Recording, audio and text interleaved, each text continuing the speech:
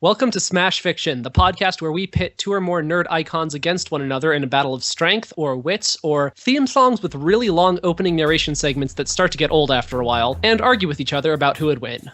This week, Avatar Aang versus Captain Planet.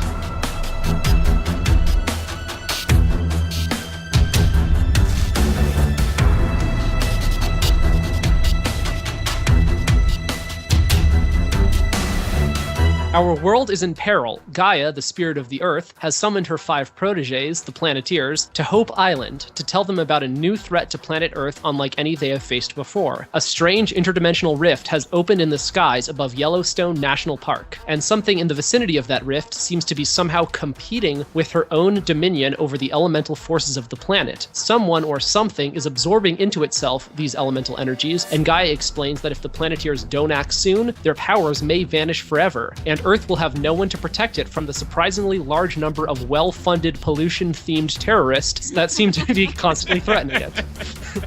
After each member of the team has a chance to make a punny one-liner about their current circumstances, they fire up the geocruiser and take to the skies. Earlier that same day, on some unnamed parallel world, Avatar Aang was sitting through a boring meeting with Fire Lord Zuko and Earth King Kue, ironing out the finer details of the Harmony Restoration movement, when suddenly, the Master Waterbender Katara burst into the room, saying that she needed to speak with the Avatar immediately. She pulls Aang aside and tells him that a mysterious interdimensional gateway has opened at the planet's North Pole, the place where the boundaries to the spirit world are the thinnest. Worried about the fate of his planet and eager to escape the tedious meetings with bureaucrats that he had scheduled for the rest of the day, Avatar Aang gathers up the group of brave benders that call themselves Team Avatar, and also Sokka, and hops on his faithful flying bison Appa, and similarly takes to the skies. Team Avatar flies up to the North Pole and passes through the raging elemental maelstrom that Katara spoke of, searching for the source of the trouble. They end up flying out the other side of the storm and find themselves in a strange world unlike any they have seen before. Yellowstone National Park. I guess this is what the spirit world looks like, says Zuko. Looks pretty much the same to me, says Toph. Planeteer alert, calls Guy. Lame. Yeah, sorry, I had to. Planeteer alert, calls Guy as she pilots the geocruiser. There's a group of 5 muscle-bound and well-armed children standing next to a giant bison. My heart ring is telling me that the little boy with the arrow on his head is the one who is absorbing all the elemental energy of the planet, says Mati, sensing the immense power of this individual and all feeling very comfortable and warm inside the geocruiser and not really wanting to go outside or do any fighting themselves. The 5 teens let their powers combine and summon forth Earth's greatest champion, Captain Planet, who looks up at the interdimensional portal in the sky and says, I've heard of holes in the ozone layer, but this is ridiculous. Mistaking Aang for a pollution-themed terrorist intent on draining away his superpowers, Captain Planet attacks. Mistaking Captain Planet for a malevolent spirit creature, Aang attacks back. Whirlwinds swirl, fireballs fly. Teams of sidekicks watch from the sidelines and make commentary. But which of these 2 guardians of 2 different versions of Earth shall emerge victorious as the unquestioned master of the 4.5 elements? In all honesty, like 10 minutes from now, they'll probably just realize that this is a misunderstanding and they'll team up to fight the real villain of the episode. But we're not at that part yet. We're at the part where they're fighting, and one of them will win this fight and one of them will lose. But who will it be? I don't like to take sides in these sorts of things, for I am the heart that unites and guides the other 4 members of the podcast. That is why I, Colin Mulkerin, shall be the other 4 advocates' wisecracking and totally useless sidekick this week. Representing Team Captain Planet are the fiery Kit Mulkerin. Aang's about to get reincarnated, if you know what I'm saying. And the smooth as water Miles Schneiderman. Kit, I need to ask you something. Yeah? Please come closer. Okay. Will you go Aang bashing with me? Representing Team Avatar Aang is our resident bag of wind, Dan Mulkerin. The Boulder feels conflicted about fighting a cross between an underwear model and Al Gore. And assisting him this week is our special guest, a man who has always been described as the earthiest of the Mulkerin brothers, Tim Mulkerin. The Boulder is over his conflicted feelings, and now he's ready to bury you in a rock-a-ledge. In order to determine who would go first this week, I challenged the contestants to compete in a hot air balloon race around the world. Team Aang finished first, completing the challenge in 79 days and setting a new world record, but it was Team Captain Planet that bribed me with a stack of unopened Magic the Gathering booster packs, so they will be going first this week. Maybe next time, Team Aang will remember that hot air balloon race is really code for I want a bribe. Seriously, guys, don't you even know your brother? Aw, I grew out this really awesome handlebar mustache and everything. I know. Ew. Team Captain Planet, the power of going first this week is yours. Go, planet! Let's just start with what everyone knows. Captain Planet has all the powers of the Planeteers combined. Oh, but wait, it's actually so much more. As a representation of what humanity can do when it stops fighting with itself and works together, Captain Planet is actually more powerful than the sum of his parts. He even has one up on Aang on the elements front because of the powers of heart, which represents love and communication, granting him power over empathy, as well as limited telepathy and mind control. By the end of Avatar, Aang can bend energy, which basically translates to him, spoiler alert, Smash fiction. removing the firebending skill from Emperor Ozai. Well, that's not going to work with the captain. He's not some human who happened to be born with the ability to control elements because of some shit that happened way back when with a couple spirits and some dragon turtles, blah, blah, blah. Hey, dragon turtles are also creatures from D&D. Take a shot. He's not some mortal with removable element powers like Ozai. He is elemental power. Elemental power made manifest into an ass-kicking form by Earth's will. We also know that Aang, in the Avatar state, can control massive amounts of elemental force. However, the captain can become those very forces. Try hurting a sentient tornado with the power to influence literally every damn thing except pollution. Does Aang have pollution bending? Unless that was in some Lost pilot episode I never saw, I can tell you he don't. If Aang tries to go the old kung fu fighting route, that'll be as effective as every other non-pollution based physical attack made against Captain Planet. In the words of Pokemon, it's not very effective.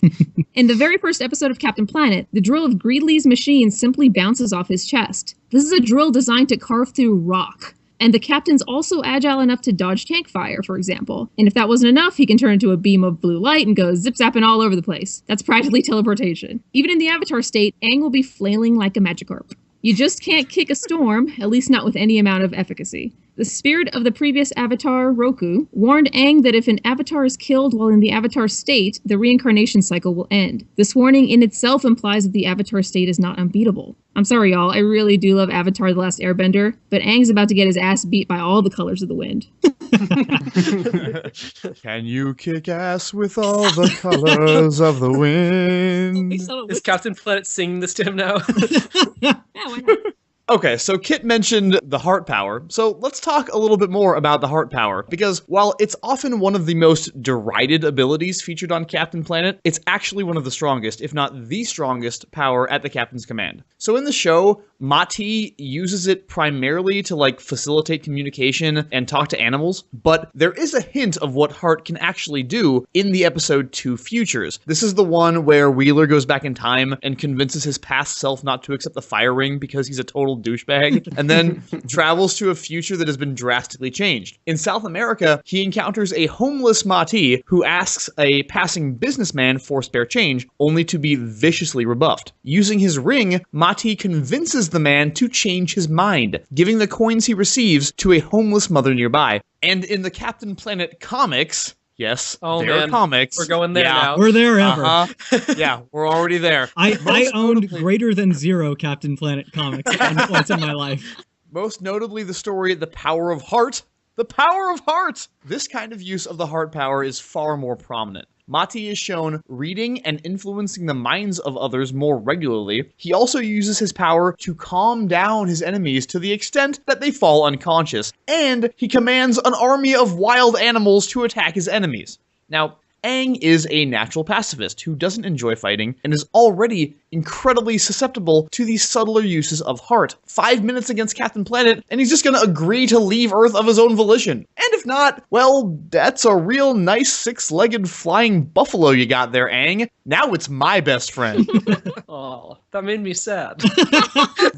Also, let's not forget that Aang is the road team in this fight. There aren't any convenient ocean spirits or whatever for him to merge with to save his own ass. This is the captain's home turf, and he knows all the intricacies of the elements under his control. He's also intimately familiar with the ways in which these elements have been altered by environmental damage, meaning he has a knowledge of the variables in play here that Aang simply doesn't.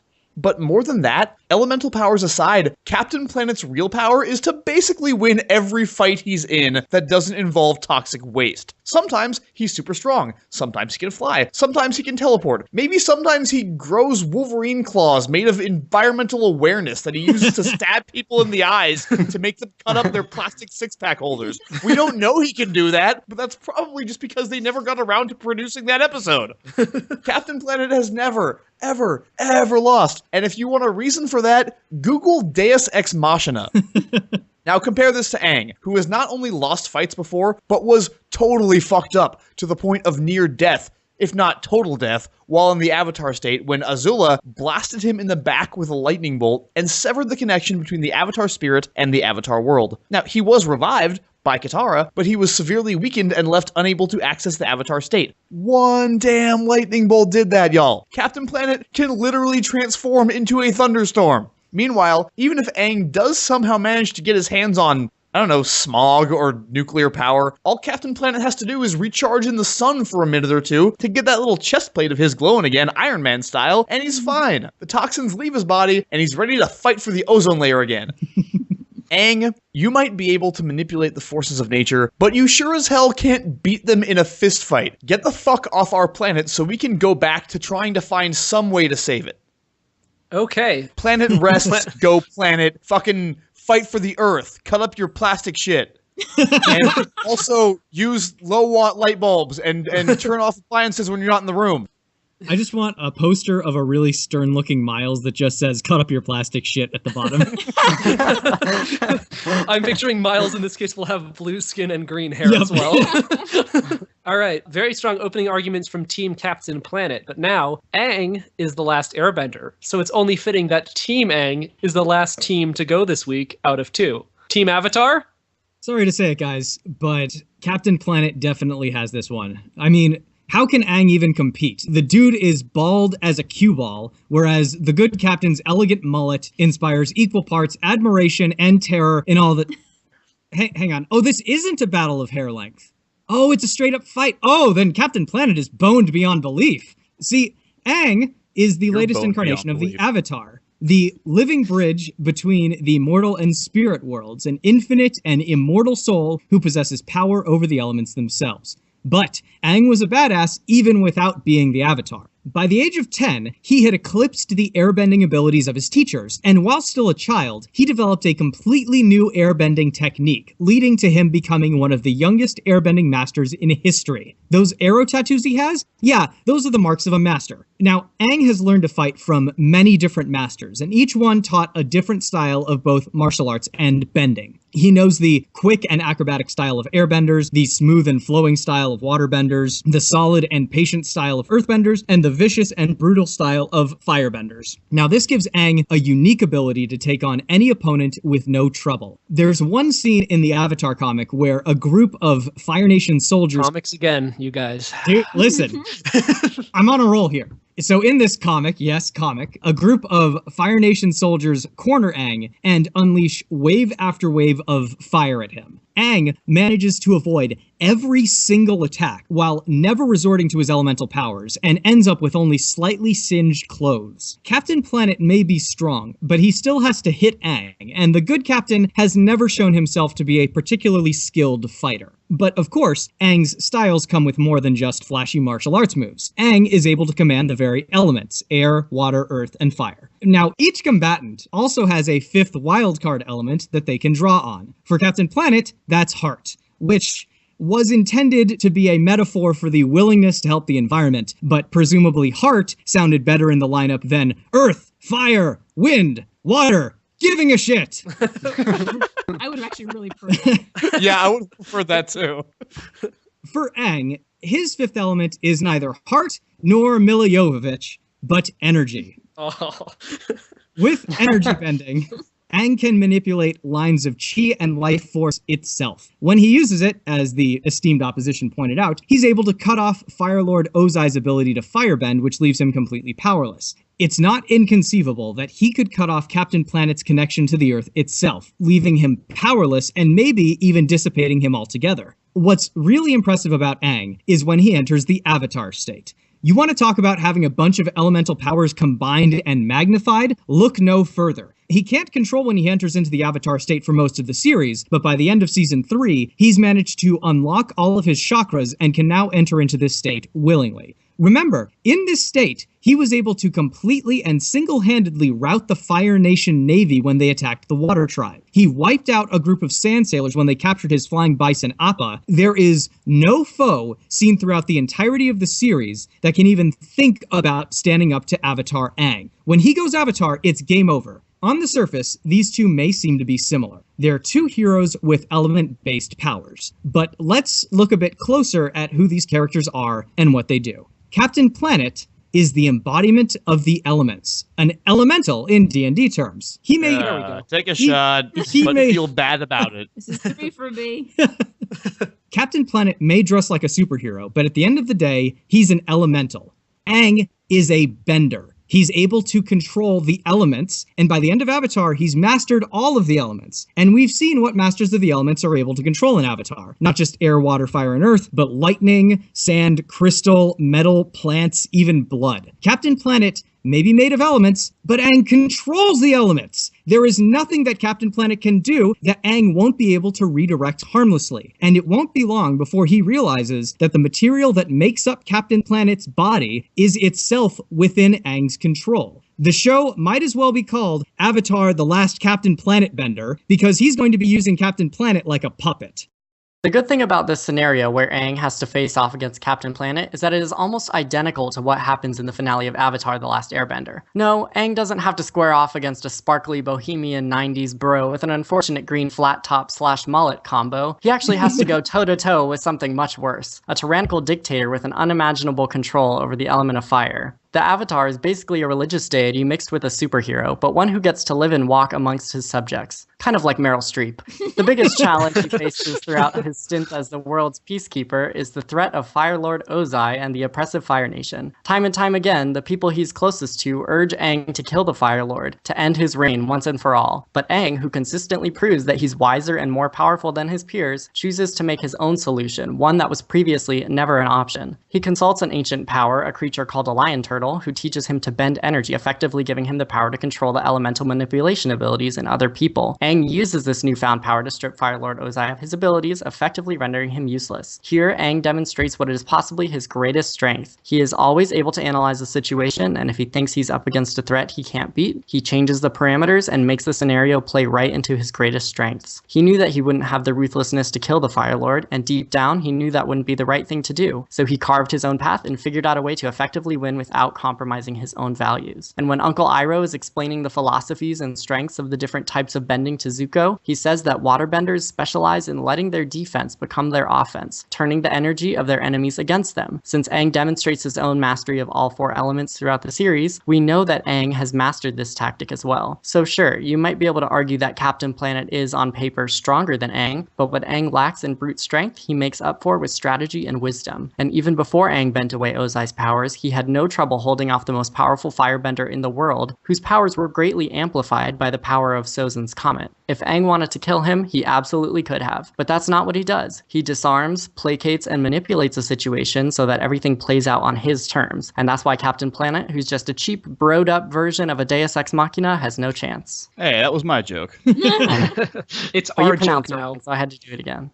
Well done, Team Aang, with your opening arguments. So let's hop back on over to Team Captain Planet for some rebuttals. Go Planet.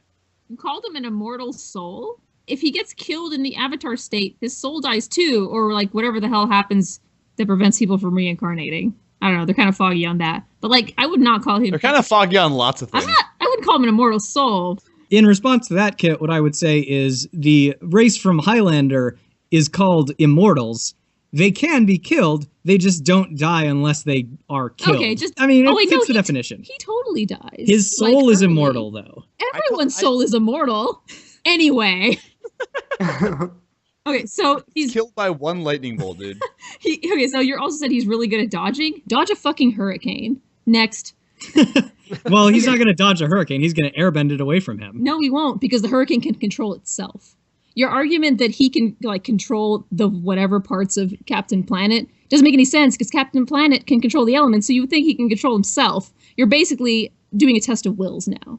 I don't think we have a really good way to test wills. So let's punch each other. The way to test wills is to say one person manipulates elements, one person is the element, and also manipulates the elements. So they're objectively stronger here. You guys, you've been talking about how he beats all these dudes, like he beats a Navy, and he beats some fiery Mark Hamill asshole, and he beats all these guys. Whatever, he beats a bunch of, like, people. That's not what he's fighting. He's fighting the combined force of the planet Earth. The shit about, like, how you think it's plausible for him to somehow sever Captain Planet's connection to the Earth and dissipate him, that's ridiculous. That would result in Earth's destruction, sir. Destruction. Okay, but if you want to talk about a contest of wills, and you're saying that, oh, well, since Captain Planet has his own free will, then he wouldn't be able to be bent. Well, if you just think about any kind of duel between two benders, that's the same thing that's happening, and Aang consistently is able to redirect bending from someone else who has willpower, and that's not a problem there. Captain Planet's not a bender, though. Yeah, and that's the issue. He's not used to fighting someone else for control of the same elements that he's using. Aang inherently is. This is a completely new situation for Captain Planet. It's just another day for Aang. That's ridiculous. Good point. So he's unfamiliar with fighting an opponent that can manipulate elements. Is that what you're saying? Certainly less so than Aang is. Well, that's fine, except for the fact that it can't be considered a completely new situation because Captain Planet is the living embodiment of the elements. You can't just claim that he's going to be easily manipulated by somebody who has these powers because he is an incredibly stronger force, an inherently stronger force than any of the opponents Aang has faced so far, which are also benders and manipulators. Captain Planet is not weaker than these benders. He is impossibly stronger. It's like bending the Earth. What it comes down to is whether you think power beats intelligence and creativity. You guys pointed out, he tends to win his battles pretty easily. He just, like, picks an element, he goes in with that, and he wins. Don't forget the puns. And he understands those elements incredibly well. He knows where everything is in the planet always. But look, my point is, that's his usual tactic when he fights someone. He picks an element, he goes in, he wins. He has never encountered a foe who can use the elements against him, who can redirect his attacks away from him. This is something he just isn't used to. He'll be fine. He's incredibly creative and can sense everything about the Earth around him. He knows where things are deep underground that Aang has no idea. And also, Aang can't hurt him. What is he going to do to him? He can dissipate him. He can... That is completely speculative and theoretical, and I think it's incorrect. And it's also speculative to say he wouldn't know how to handle Aang's. As long as he's connected to Gaia, then he's staying around. You can't just say, oh, he dissipates him, because that's just arguing that Aang is stronger. No, it's arguing that he has a different tool, which is energy bending. And that is something that we've seen can cut off energy connections between two objects. We also have another tool, heart. There's no objects involved, yes, and heart. Also, you have no defense against this. We take your friends and then we make you not want to fight. Bye. If you want to claim that intelligence and strategy, right? If you want to claim that intelligence and strategy beats raw power, that's fine. But making you feel more compassion than you already do beats intelligence and strategy, my friend. I don't know, man. Aang is a monk. Like, he's been trained in a lot of different meditative techniques. In fact, in order to tap into the avatar state, willingly anyway, he had to subsume his incredibly intense feelings for Katara. Which he has again, right? Well, yeah, of course he does. But he was able to subsume those temporarily enough to enter into the avatar state. He is used to and practiced in subsuming emotions that don't serve him for a given fight. But again, using the same argument you used, these are not his own emotions that he's having to consume. These emotions are being manipulated by an outside force. So are we hopping over, or are we just kind of devolving into just back and forth? You're basically fighting the Earth that can also do what you do. Yeah, and he bends the Earth. Let's jump. He bends area around he bends random elements. Let's go over to team the other guys. Team Avatar. So full of shit. So full of shit. Team Avatar. Let's see if you can bend your way out of this one. Some word bending, if you will. You tried to bring up the fact that one of Aang's weaknesses is that, he had one lightning strike to the back and, he lost his connection to the Avatar spirit. But the only reason that he was vulnerable to that was because Azula had intimate knowledge of the various chakras and knew exactly where to hit him. And I know that Captain Planet is a little bit of a hippie, but I don't think he understands the chakras very well. Yes. No, I did not say Captain America. You were about to say Captain America. I want to draw that picture so bad. That's an awesome crossover. That's a good point, Tim. And the other thing is that, as I mentioned, Captain Planet's usual approach to taking on enemies is just to sort of charge in with confidence and cavalierly, not really worrying about what the repercussions are going to be. One of Aang's first teachers in Avatar was Toph, who taught him earthbending. And earthbending is all about waiting to see what your opponent does and how your opponent attacks. That is a huge advantage that Aang will have that won't even occur to Captain Planet until he realizes that either none of his powers are working on Aang or that Aang has actually torn him apart into his constituent elemental bits. Colin already said in the open that Aang attacked, so that whole point is invalid. Tim, are you They seriously attack one another. All right. Yes. continue. Are you seriously suggesting that Captain Planet doesn't understand chakras? Captain Planet is the living embodiment of being a hippie, sir. Okay? You're going to tell me this guy doesn't understand chakras. I think he does. I think your point would be helped more if instead of the solid red outfit, he had like a paisley print. He doesn't have a solid red outfit. What are you talking about? Captain Planet, he has a solid red outfit. It's not solid red. Okay, he has a globe. I'm just saying, I want to see some. I mean, does holes in it make it now kind of solid red? The parts of it that are there. solid are also red. Yes. He got that red outfit wholesale, all right? It's made out of hemp. And it was created without the use of child labor. That's beautiful. It has some kombucha pockets in it. It came with the free that's right. hacky sack. Yeah. Also, I'm just going to throw it out there. It's pretty lame that his only weakness is the one thing he's trying to fight. I'm just going to say it. It's interesting. Is it? Well, you know what? You can Little bring up kid that thought point, it Tim. was. You can bring up that point, Tim, but I'm just going to say you just said that was his only weakness, and you're right, and you can't access Hey, it. So, you know who could kick Captain Planet's ass? Godzilla. But that's neither here nor there. Oh yeah, atomic breath, man. Radiation. Yeah. dude! What the fuck? That's Okay. If you're saying that Minus he 5 can't points access to any Miles for police- saying Doom without provocation. Just saying, so in the world of Captain Planet, as demonstrated in the first episode, oil deposits seem to be pretty near the surface. And Avatar Kyoshi is demonstrated to be able to split a landmass in half and create 2 islands out of one single landmass. So presumably, since Aang also has the Avatar spirit within him, he has the same kind of earthbending abilities and would have no problem accessing an oil deposit and bending it right onto Captain Planet. Just saying. Yeah, this is a Who then national monument teleports we're away. talking about too. Okay, so you're Yeah, bending national monument oil. oil right near the surface. Do you have oil bending? Because I believe that's actually either plant bending or animal bending. Is there a fossil bending?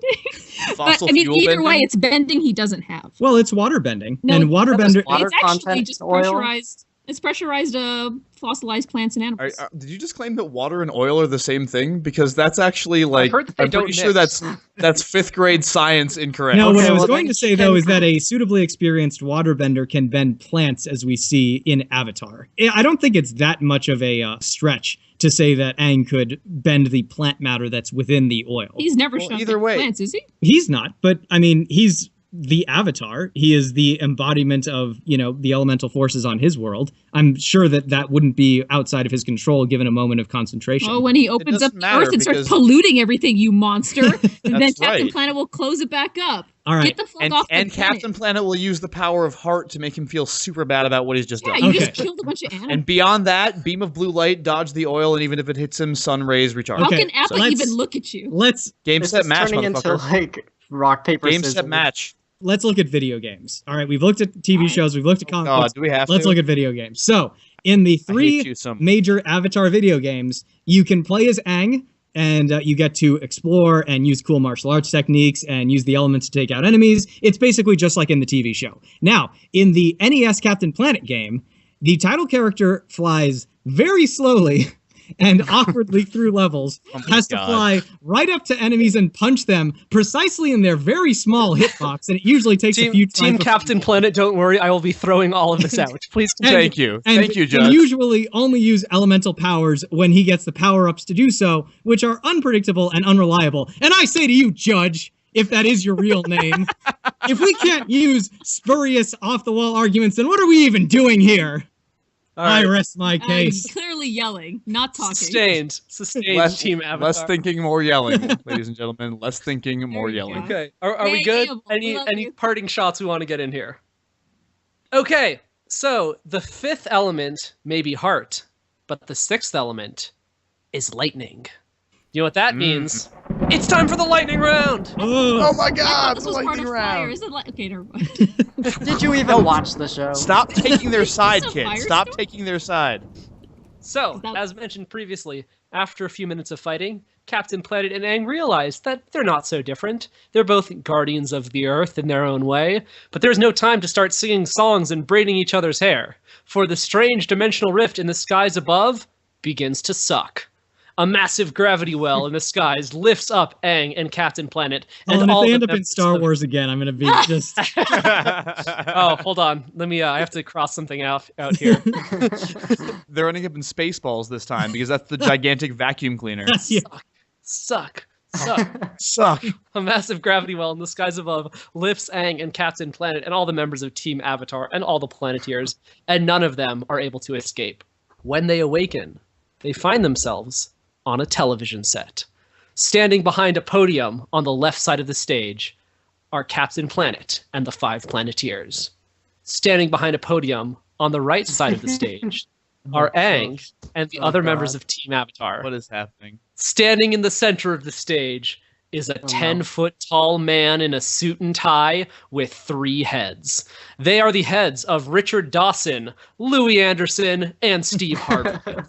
He informs the assembled heroes that this strange interdimensional being, which calls itself Slouchard Harvanderson, is the host of Family Feud Interdimensional Edition, and that it has created these interdimensional rifts as a way of recruiting new contestants to play its game. With Suchi and Momo sitting in the audience offering moral support, the contestants are asked truly hard-hitting questions such as, name something that is harder to do if you have braces, or name something that cats have that people do not. Which team is better at working together to collaborate and solve problems, and which team is better at guessing how random people found walking around a mall will answer shallow and uninteresting questions? The prize for winning is $20,000, a brand new sport utility vehicle, and the honor and privilege of not having your reality destroyed and converted into energy to feed the endless unfathomable hunger of Harvanderson, the 3-faced horror. Survey says the annihilation of your world is imminent. I'm pretty sure that sport utility vehicle is not good for the planet. Yeah, it's We're gonna get thrown donate it. right We're into the gonna- sun. We're gonna sell it for parts, and then we're gonna donate it to an environmental charity. Kid, it's All okay. right, sounds yay. good. All right, are you Team doing, Captain Aang? Planet. Team Captain Planet went first in the regular round, so Team Avatar Aang gets to go first in the lightning round. Let me start off by saying I was, up until 30 seconds ago, 100% convinced that Drew Carey had been a host on Family Feud. But a quick Wikipedia search has revealed to me the depths Price of is my right. folly. Or you could have asked literally everyone. Yes, also true, but I digress. The Planeteers in this match have, well, they have one major weakness that Team Avatar does not share, and Team Avatar has one huge advantage that the Planeteers do not have. So first of all, the Planeteers and Team Avatar are very similar in that they both come from all corners of their respective worlds.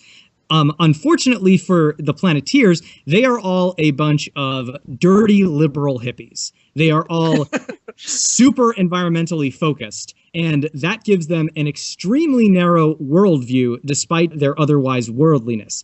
Team Avatar, on the other hand, has a dramatically varied cast with a bunch of different personalities and outlooks. You know, Zuko is brash and abrasive and a former supervillain. Toph is, stubborn. Katara is very compassionate and empathetic.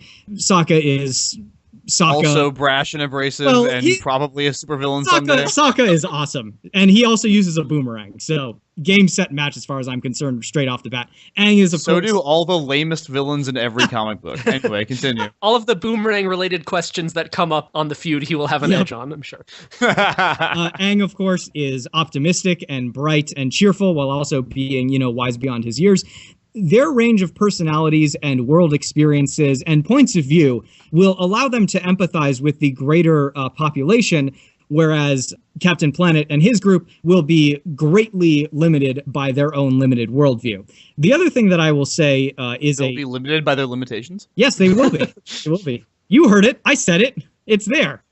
Just wanted to make sure. The major advantage that Team Avatar has that Captain Planet does not is that at least 3 of the members here, I'm thinking Zuko, Toph, and Sokka, are all intensely competitive. Zuko is all about trying to prove himself in the eyes of his family, trying to overcome his sister, trying to overcome Aang. Toph is, of course, she's a former gladiator, basically. And Sokka is all about trying to prove that despite the fact that he does use the same weapon that, say, Captain Boomerang uses, he's still a valued member of Team Avatar. And he also proves that he is extremely creative in doing so. These guys not only have the greater array of experience and worldview, they also have just the will to win and the eye of the tiger that the Planeteers just don't have. I would also argue that since Aang, his literal job is to mediate problems between disparate groups of people and to,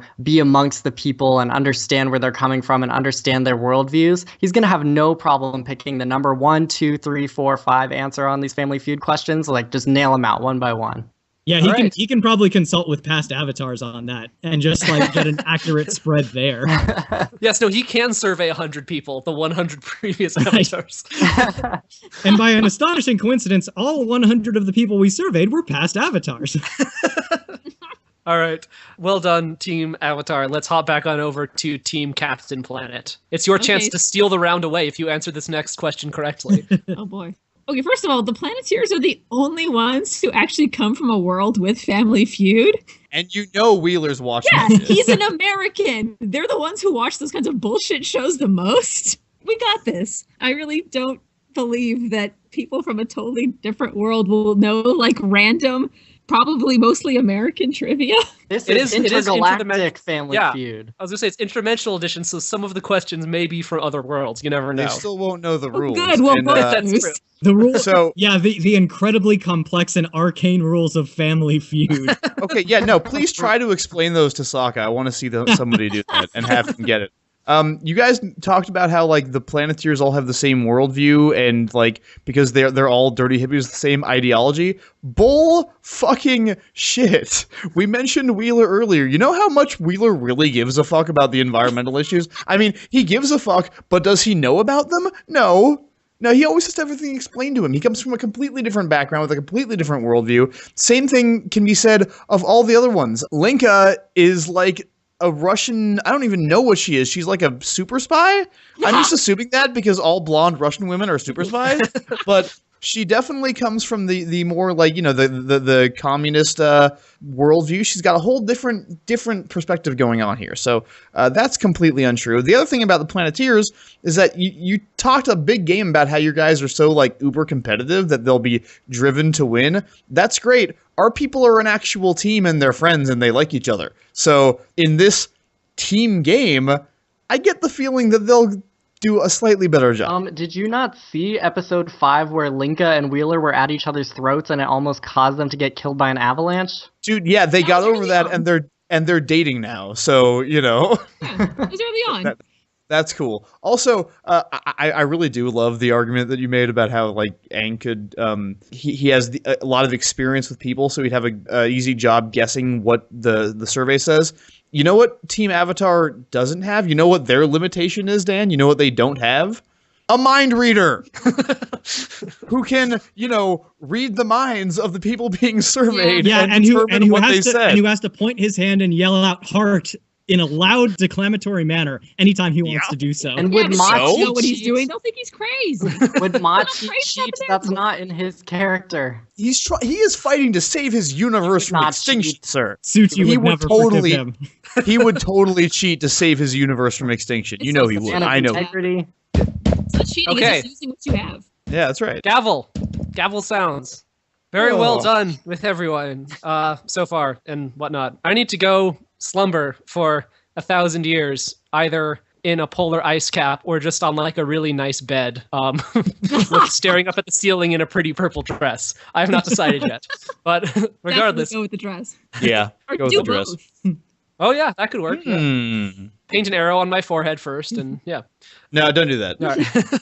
All right. Well, when I awaken from my slumber, I shall bring salvation to the world in the form of my final judgment. Until then, you are humanity, and in my absence, you shall destroy each other. All right. Very well.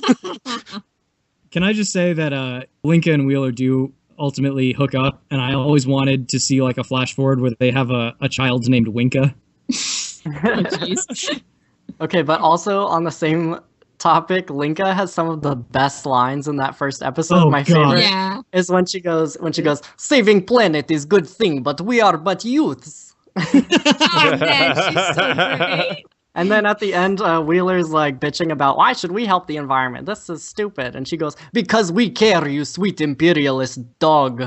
That's right. Like, who are you? During that whole lightning round match, I got this image of Linka and Katara going up to the central podium, and the question that comes up is the worst part about dealing with capitalist pigs, and Linka just looks triumphant. Who's your guys' favorite Planeteer? I was always a big fan of Kwame. Yeah, me too. Yeah. That was my guy. He was my boy. When I was a kid, I bought a Captain Planet action figure for the sole reason that it came with one of the rings. And in this case, it came with the Ring of Earth, and I would wear that all the time.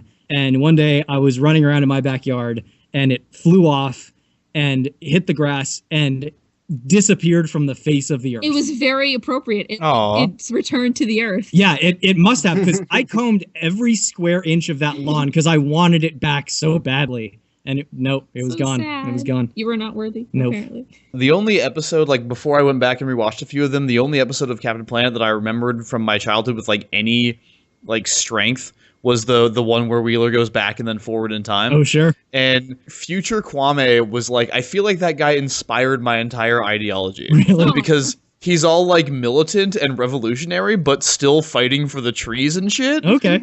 Like, he's, like, using his power going, like, fuck you, we're gonna save the trees, motherfuckers. I imagine that's a direct quote from the early 90s children's cartoon. I think actually the direct quote, and I believe I'm actually totally right about this, is, "No, you fools! Without these trees, all of us will die! Nice. Power with earth power," yeah. LeVar Burton's the best. Right? Kid and Tim, I have who are your guys' returned. favorite Planeteers? Oh, Oh, I have right. returned. hang on. Wait, We're taking we a need- poll of Planeteers. We Okay. need Kit and Tim's favorite Yeah. Planeteers. Can I say I my think- favorite Planeteer? No. No. Okay, I'm You sorry. I think I just if remember hoggishly laughed there. Sorry. I have pretty bad memory of my childhood stuff, but I think my favorite was Mati, actually. Oddly enough. But if I had to pick one now, I'd say Linka, because man, my Eastern European roots, I just love that like over the top accent. Well, you're just split Yeah. between your Eastern European and your South American. oh my roots. fucking god, you're right. I think I have to go with Mati in terms of character, but if I have to pick like which one's powers I would want the most, I think I would have to go with Guy, actually. Oh yeah. Oh yeah, water. Oh, yeah. I would pick Yeah, water this is bend the for shit. sure. Yeah, it's good. I found an essay while I was doing my research. There's a direct quote, "Mati is the one who prevents Captain Planet from up and killing the entire human race." Oh, Jesus. because when you think about it, the easiest way to protect the planet is to just fucking kill the humans. Yeah, That's a good yeah. point. Yeah. And the heart element of his character is the only possible thing preventing him from doing that. So first of all, save your emails, everyone. I realized when I was away and I was thinking about this that both Aang and Gaia slumbered for 100 years, not 1,000 years. So let's just correct that right now. Everyone can save the angry emails. All right. Well, not that safe. you're just a late sleeper. That's all. Yeah. Great arguments from both sides here. It was basically the audio equivalent of getting two action figures and smashing them together and going, I killed you. No, I killed you. So I think that, first of all, the person that would win on Family Feud would obviously be the Planeteers. Because, I mean, the part about them knowing Earth culture and Wheeler and everything is well taken. However, in terms of the actual fight that leads up to that, I think that, as we've covered here, the fifth element is heart, the sixth element is lightning, the seventh element is, of course, bullshit. And without question, the masters of bullshit bending were Team Aang. Oh, God. I think that Aang would probably be bending a lot of Captain Planet's attacks back at him, and he could probably separate him from his powers, and then the Planeteers would freak out, oh no, Captain Planet is injured, what do we do? And he's like lying on the ground, because that happens a lot. So, very well argued from both sides. It was incredibly close, as you might imagine, but unfortunately for Team Captain Planet, Team Aang wins this one. Oh, good. Well The fought, Earth gentlemen. Well stops. fought. Well fought, Mulkerin. And Yes, you and as then well. and the Earth dies, so everyone, yeah. So we all win. No. Aang wins the fight. Aang's Earth dies. No, it's not Yes. his Earth. His Earth is fine. Yeah, he No, hops no, back the through fa- the portal. No, Family. they lost on Colin Family said- Feud, so Oh, yeah, that's lost true. on Family Avatar got Feud. That destroyed. means your universe is gone. Okay, Yeah, so Captain so- Planet is dead, and Aang's Earth is destroyed, so both Earths are gone. Great. Good Great. match, you guys. We destroyed 2 Earths. 2 beloved cartoon Earths. Of course. There's Captain more. Planet and Aang team up together and defeat the horrible, unfathomable three-faced horror that is, hold on, where's this name? Slouchard Harvanderson. And they defeat him and free all of the dimensions that were under his thrall. And And then it's on to the Mojoverse. Yeah. yes. All right. So we actually got a lovely bit of fan mail from our dear Andy Spurlock. Dear Dan, Colin, Kit, Liz, and Miles. When I suggested to Dan, when I suggested to Dan that he pit Bowie and Curry against one another for his excellent podcast, I was just trying to help. When I got a shout out on the Blade v Buffy episode, I was flattered. When I got another shout out on the Cage Match episode, my ego grew out of control. And I now insist that people refer to me as podcast famous Andy. It is good to know once Smash Fiction goes triple platinum and fans ferociously go through the back catalog, I get to be one of the first people to get an episode suggestion on the air. I've been spreading the word on your excellent show and I'm eager to see it grow. My question for you 5 is this. If there was a boy band featuring past combatants on Smash Fiction, who would be the bad boy, the cute one, the creepy one who doesn't belong there, and the talent who will eventually leave the rest in the dust? Keep up the good work. boy. Podcast famous Andy Spurlock. We could not think of any boy bands that had 4 members. So what we decided to do was alter Andy's suggestion very slightly and divide up the cute one into the shy one who's sort of like boyishly cute, and then the super hot one. The boyishly cute one's Godzilla. Done. What? What, you don't see it? I mean, yeah, he seems more like a bad boy to me, but okay. No, that's Creepy Jared. one is Nick Cage from Wicker Man. That was fine. My super hot one was Samus Aran, but like in It's a in boy the suit. band, though. Boy Exactly, band. in the suit. Oh, so you and never then know. there's a huge scandal when a fan finds out. No one caught on to that hourglass figure that, like... Yeah, it's big shoulders, Yeah. deceptive. Mhm. Yeah. I was saying the cute one was going to be Indiana Jones, but... I think the hot one is Geralt, Mhm. probably. Ugh. Yeah. Maybe to I don't- Liz. Yeah, I think that maybe... I've never played the game, so I only know what Liz has told me about it. So I would say that the cute, shy one is actually Link, but I think Godzilla already took that spot, because Link's dude, someone who never hold on. talks. I think the bad boy is Ghost Rider, because the bad boy is usually the one who wears like a lot of leather. And, Ghost Rider obviously dresses like a biker. Too easy. the bad boy is clearly Riddick. I thought you were going to say Doom. I thought for sure, 100% you were going to say Doom. No, Doom is the talented one. Okay. Thank you very much. No, that's Dumbledore. The creepy one who actually doesn't belong there is Pyramid Head from the Silent Hill episode. And the talented one who goes on to bigger and better things is Kirby, not because he's innately talented, but because he ate Justin Timberlake right before this. So does he have the little, like, Justin Timberlake curly hairdo sitting on top Yeah, of he his has head? he has the white guy fro that Justin Timberlake The sports like in his ramen early noodle sync hairdo. days. I think there's about 16 people in this band right now, and in my mind, this is all one giant boy band, and they're all on stage at the same time. So As long as the talent doesn't leave, it's the same band. as soon as Doom leaves, it all falls apart, right? I think we can all agree that the real talented one was David Bowie. Yes, Yes. yes, indeed. Here. I'm gonna pour out my drink that I was saving for the next D&D reference. Yes.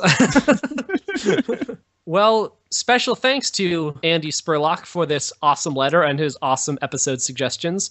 Which means his head just got bigger. Thank Yeah, you. great. Thank you, everyone, for tuning into our special Earth Day edition of Smash Fiction. Does anyone know when Earth Day is? Because I don't. And Pretty sure it's in April, but April? Cool. Well, listen to this again when it's April, and it will be our Earth Day special. Next week, Katniss Everdeen versus Jon Snow.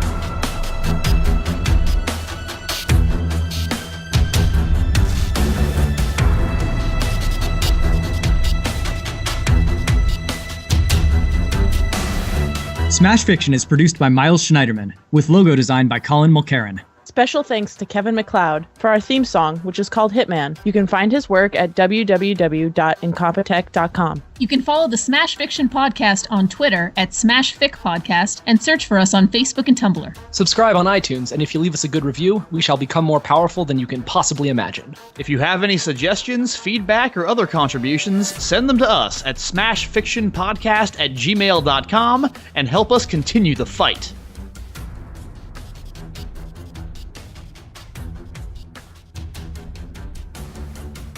Previously, I'd only seen like a couple of YouTube clips, you know, that kind of thing of like the big dramatic moments where he's got the glowing eyes and shit. So I had no idea what his personality was like. I just figured he was some kind of like, you know, distant, mystical dude who, you know, kind of like Batman, but with elemental powers. Wait, are we talking to M. Night Shyamalan right now? Because I'm pretty sure that's all that he got from the